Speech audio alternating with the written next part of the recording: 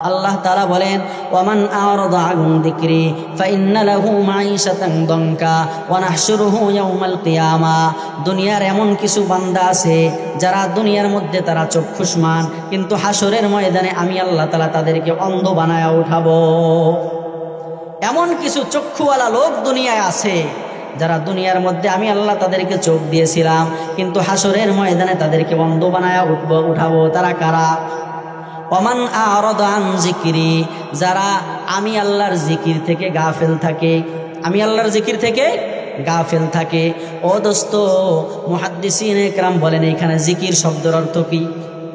জিকির শব্দের অর্থ শুধু সুবহানাল্লাহ, আলহামদুলিল্লাহ, লা ইলাহা ইল্লাল্লাহ, আল্লাহু আকবার, এগুলো শুধু জিকির নয়। সুবহানাল্লাহি ওয়া বিহামদিহি শুধু এগুলো নয়, বরং এইখানে জিকিরের অর্থ মুহাদ্দিসিন মুফাসসিররা করেছে। এইখানে জিকিরের একটা অর্থ হলো কোরআনুল কারীম। জিকিরের অর্থ কি? কোরআনুল কারীম।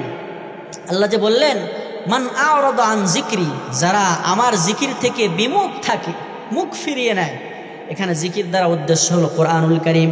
আল্লাহ তাআলা তার মানে বলতে চায় যারা আমার কোরআন থেকে বিমুখ, যারা আমার কোরআন থেকে মুখ ফিরিয়ে নেয়। মুফাসসিরিনে কেরাম জিকির দ্বারা আরেকটা ব্যাখ্যা লিখেছে, সেটা হলো যারা আমি রসুল, আমার রসুলের তরিকাত থেকে যারা মুখ ফিরিয়ে নেয়, আমার রসুলুল্লাহর সুন্নাত থেকে যারা মুখ ফিরিয়ে নেয়, তাদেরকেও হাসরের ময়দানে অন্ধ বানায় উঠানো হবে। নাউজুবিল্লাহ।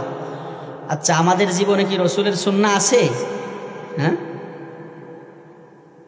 আমাদের মাথার থেকে পা পর্যন্ত যদি নিজের শরীরের দিকেই তাকাই, আমার চুল কাটার স্টাইলটা কি রসুলের সুন্নাহ মুআফিক আছে কিনা দেখতে হবে।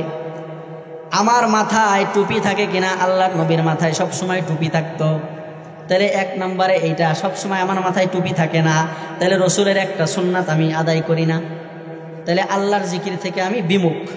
দুই নম্বরে আমার চুল কাটার স্টাইল, আমার চুল রাখার স্টাইলটা রসুলের তরিকায় না। ও যুবক ভাইয়েরা, আজকে খেলোয়াড়ের স্টাইলে তুমি চুল কাটো, আজকে নায়ক নায়িকা গায়ক গায়িকার স্টাইল ধরে তুমি চুল কাটো, কিন্তু মুহাম্মাদুর রাসূলুল্লাহ, যিনি গোটা উম্মতের জন্য নয়, শুধু আসমান জমিন সকলের জন্য যিনি আইডল আইকন, সেই নবী কিভাবে চুল রেখেছে এইটা তুমি জানো না, ঠিক না? এজন্য আমার মাথা দেখতে হবে আল্লাহর নবীর তরিকা অনুযায়ী কি আমার চুল আছে কিনা।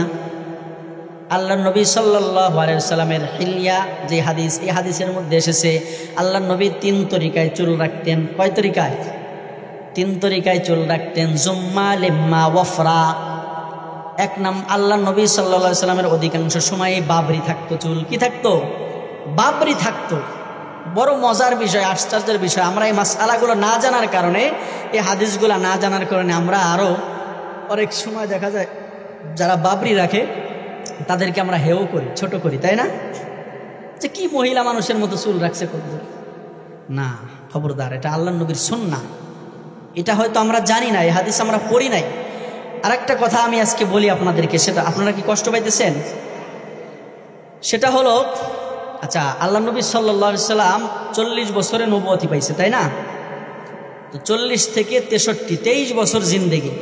এই 23 বছরে আল্লাহ নবী সাল্লাল্লাহু আলাইহি সাল্লাম যত কথা বলছেন, যত কাজ করেছেন, সাহাবায়ে কেরাম ওনার সামনে যত কাজ করেছেন এবং সমর্থন করেছেন, এই সবগুলা হাদিস। সবগুলা কি?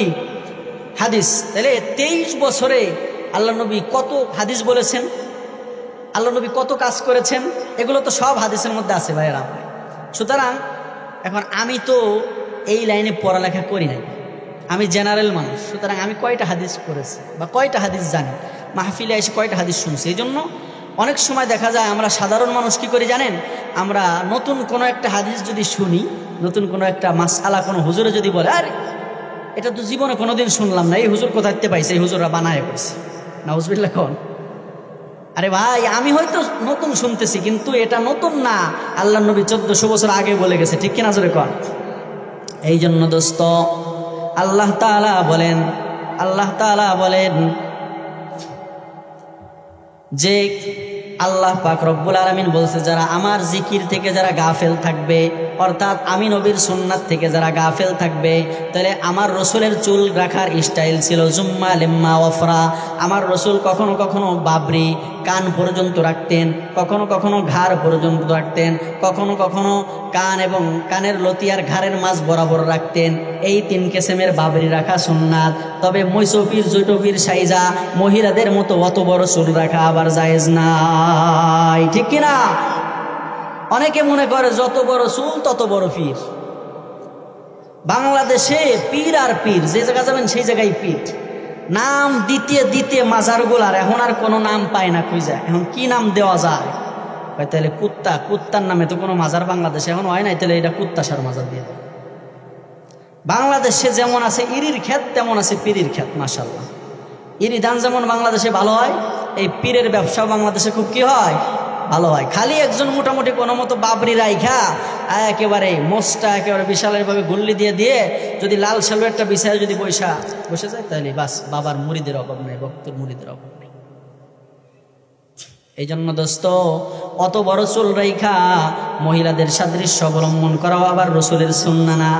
আবার মেসির মতো কাটিং দিয়া সামনের চুলগুলা বড় রাখলা, পিছনে এই দিক দিয়ে চোরের মতো টাক হয়ে গেলা।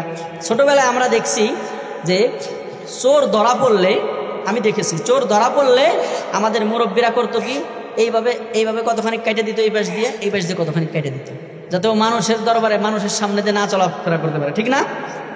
কিন্তু এই চোরের স্টাইলগুলাই আজকে আমাদের ছেলেপেলের স্টাইল হয়েছে, কথা জোরে এখন, ঠিক কিনা? ওইগুলোই এখন ওদের স্টাইল। যেই যত খারাপভাবে চুল কাটতে পারবে, এটা একটা নতুন স্টাইল। অনেকে সামনের চুল বড় রাখে, বাকি দিয়ে ছোট রাখে। শুনে রাখেন, জাহান্নামীদের সামনের চুল বড় থাকবে। ফেরেশতারা জাহান্নামীদের সামনের চুল ধইরা ছেঁচড়ায়া টাইনা জাহান্নামে নিবে। তাহলে দুনিয়ার থেকেই কি আপনি বুঝাইতে চান যে আমি জাহান্নামী? আল্লাহ হেফাজত করুক।